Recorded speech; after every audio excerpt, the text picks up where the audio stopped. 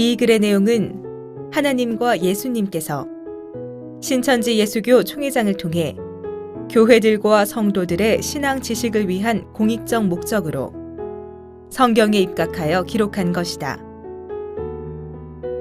또한 이 내용들은 교회들과 성도들의 참 신앙을 위해 옳은 것은 옳다 하고 아닌 것은 아니다라 하신 예수님의 말씀에 입각하여 기록한 것이다.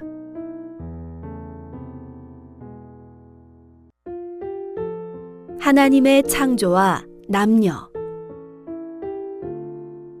본문 마태복음 19장 3절로 12절.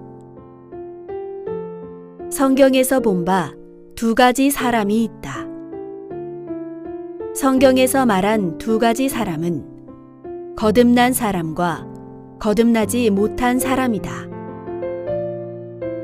위 본문의 말씀을 볼 때 모세의 말과 예수님의 말씀에 차이점이 있다. 모세는 아내에게 이혼 증서를 주어 내어버리라고 하였고, 이는 사람의 완악함으로 인해 허락한 것이며, 예수님은 음행한 연고 외에는 하나님이 짝지어 주신 것을 사람이 나누지 못한다고 하셨다. 또 예수님은 죽은 자들의 부활의 세계에는 장가들고 시집가는 일이 없다고 하셨다.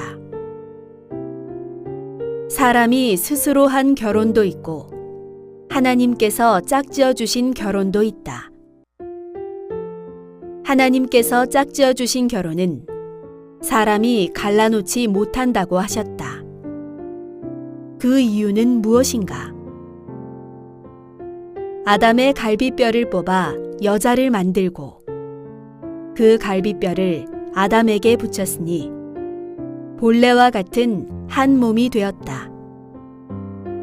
이러한데 어찌 둘을 갈라놓겠는가? 갈라놓으면 둘 다 죽는 것이 아닌가?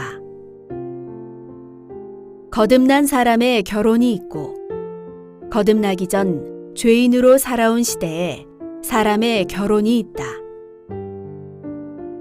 거듭난 사람의 결혼은 아담과 같은 결혼으로서 하나님께서 맺어주신 것이라 할 수 있으나, 거듭나기 전 죄인의 결혼은 하나님이 짝지어 주신 결혼이 될 수 없다.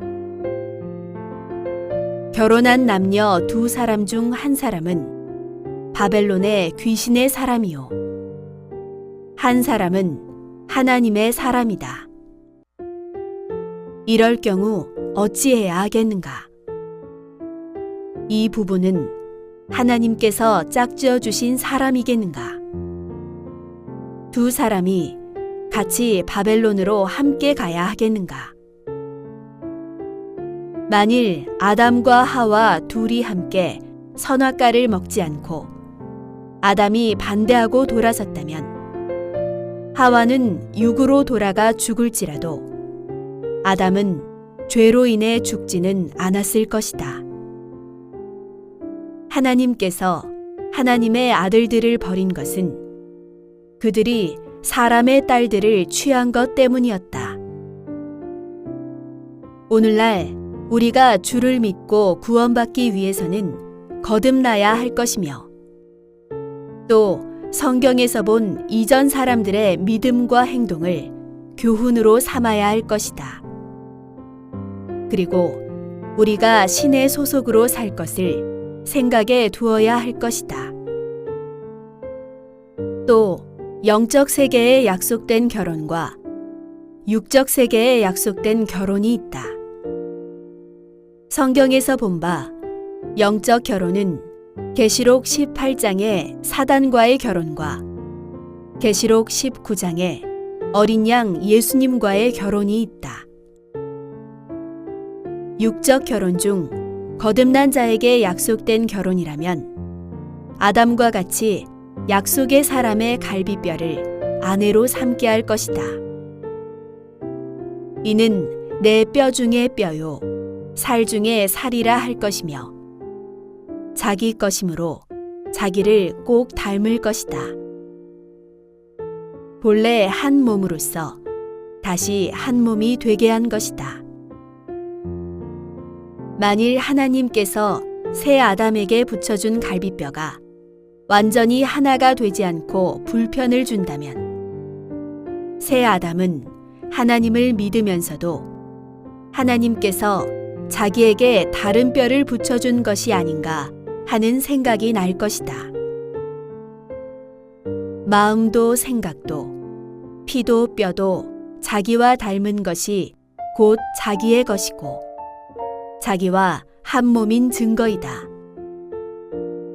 한 몸이 아니라면 결혼을 하더라도 이혼하게 될 것이다. 내 몸의 일체인지 여부에 대한 검증이 확실히 되어야 한다. 하나님이 짝지어 주신 것을 사람이 갈라놓지 못한다고 하신 하나님을 왜 믿지 않느냐고 말할 수도 있겠으나 믿지 않는 것이 아니라 하나님께서 내가 어떻게 행하는지 나를 시험할 수 있기 때문이며 나는 하나님 앞에 확실한 심판자가 되기 위함이다.